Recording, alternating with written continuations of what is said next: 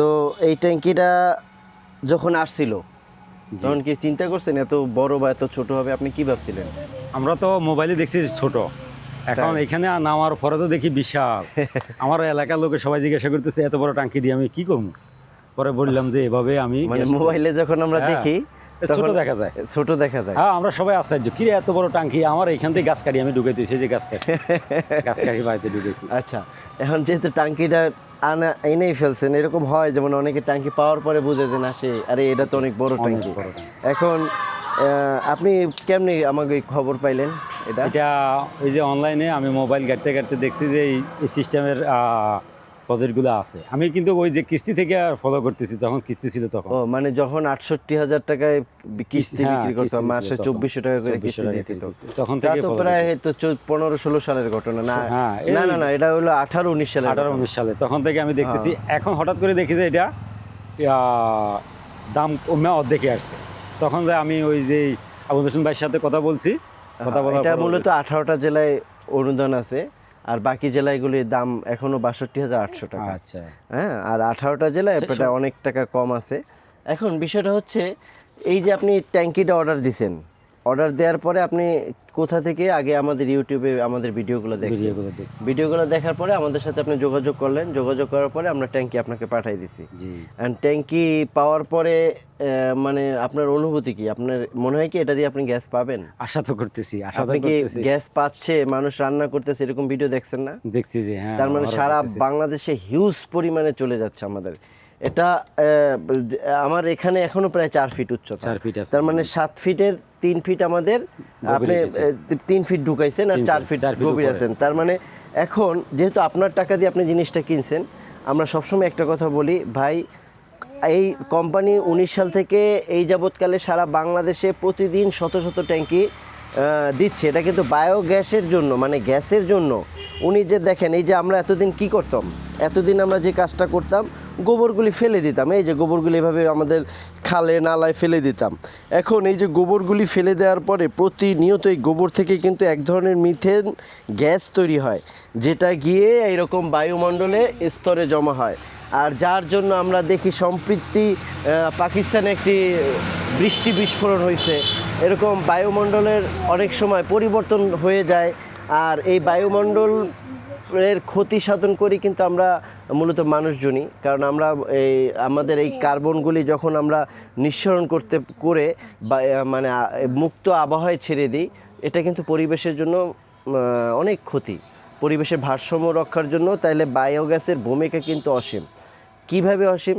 আপনি যদি আপনার গোবরগুলি আজকে থেকে ফেলে না দিয়ে আপনি কি করবেন, আজকে থেকে ফেলে না দিয়ে এখানে দিবেন। এখানে দেওয়ার পরে এখান থেকে দেখতে পাচ্ছেন যে একটা ৪ ইঞ্চি পাইপ আছে, এখান থেকে মানে যে গোবর পানিগুলো বের হবে, এটা কিন্তু একদম পিওর জৈব সার। এটা আপনি সরাসরি গাছে এবং মাছের খাবার হিসেবে ব্যবহার করতে পারেন, জমিনে ব্যবহার করতে পারেন। আর গ্যাসটা চলে যাবে আপনার রান্নাঘরে। আর বিনিময়ে আপনার যে আজকে থেকে এতদিন যে পরিবেশ দূষিত হইতো গোবরের মাধ্যমে, এটা আর হচ্ছে না। তার মানে পরিবেশের ভারসাম্য রক্ষার জন্য বায়োগ্যাসের ভূমিকা অপরিসীম। আপনার একটু পরিচয় দেবেন, আপনার সাথে কথা বলতে বলতে পরিচয় নিতে দেবেন, আপনার পরিচয়টা একটু দিন। আমার নাম মোহাম্মদ ফজলুল হক পাটোয়ারি, ১৪ গ্রাম কুমিল্লা। ১৪ গ্রাম কুমিল্লা। আপনার এই গ্রামের নাম কি? গ্রামের নাম হচ্ছে চান্দিশকরা। চান্দিশকরা। আপনি পেশায় কিসে আছেন? আমি আপাতত খামার হিসেবে। আপনি একজন ক্ষুদ্র খামারি। বাড়িটা আপনার নিজের? আমি দেখতে পাচ্ছি আপনার বাড়ি অনেক হরেক রকমের ফল গাছ আছে আলহামদুলিল্লাহ। আপনি তার মানে এখানে আপনি কয়টা গরু পালতেছেন আপাতত? গরু আপাতত ৫টা আছে। ৫টা গরু আছে। 5টা গরু দিয়ে আপনি বায়োগ্যাসের প্ল্যান্ট অর্ডার করার পরে এখন মূলত মানে আজকে থেকে আপনি এখন পরিচালনা করবেন। এখন এটা পরিচালনার নিয়মকানুন আমি দেখাই দিব। আমরা জানি, আমি আপনাকে যদি শর্টকাটে বলি, এটা হচ্ছে একটা ফানেল। এখান থেকে কি হবে, আমাদের গোবর পানি দিতে হবে। এন্ড গোবর পানি কতটুকু দিব? গোবর পানি দিতে হবে ১৭০০ কেজি গোবর, ১৭০০ কেজি পানি, তার মানে প্রায় ৩৪০০ কেজি। তো এত গোবর পানি তো আপনি ওজন দিয়ে দিতে পারবেন না, তাহলে আমরা কীভাবে দেব?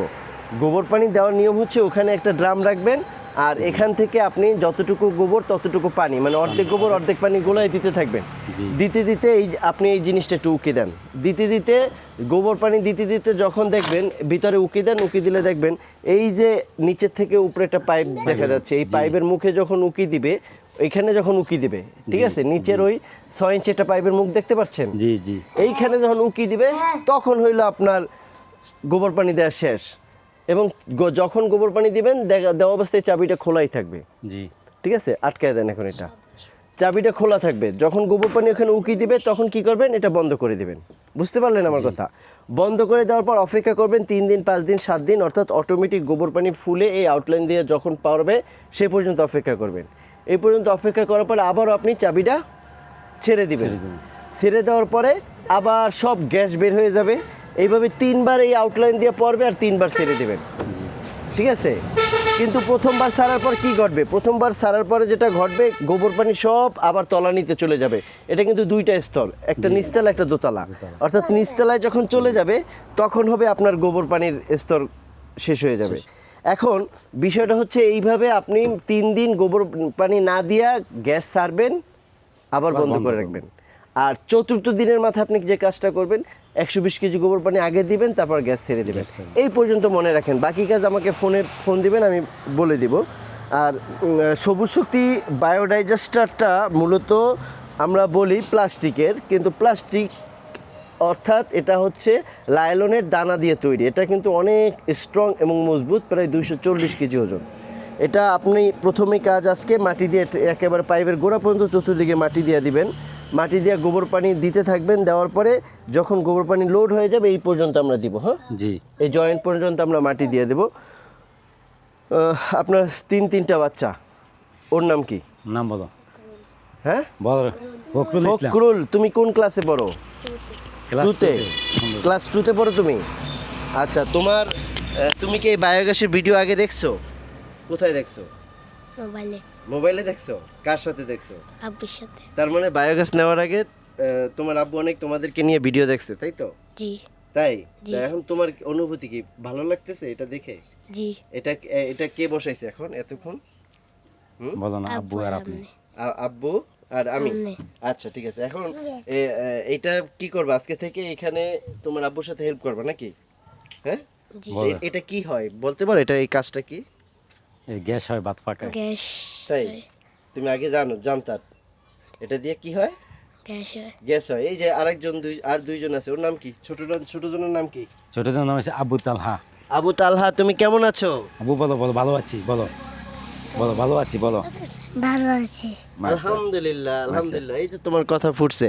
আর তুমি কেমন আছো? ভালো আছি। তোমার নাম কি বলো? ফুরকান ইসলাম। ফুরকান ইসলাম। তুমি কি আমাদের ভিডিও দেখছো? কোথায় দেখছো? মোবাইলে? হ্যাঁ। মোবাইলে দেখছো? তাই? ফুরকান ইসলাম, তুমি কি পড়াশোনা করো? করে কিসে পড়ো? ফেলেতে। প্লেতে পড়ো? হ্যাঁ। তোমার স্কুলের নামটা বলো তো। বলো। চান্দিশকরা সরকারি প্রাথমিক বিদ্যালয়। সানিস করা প্রাথমিক বিদ্যা। চান্দিশকরা সরকারি প্রাথমিক বিদ্যালয়। মাশাআল্লাহ, অনেক সুন্দর। যাই হোক, এই পর্যায়ে আমরা বিদায় নিব।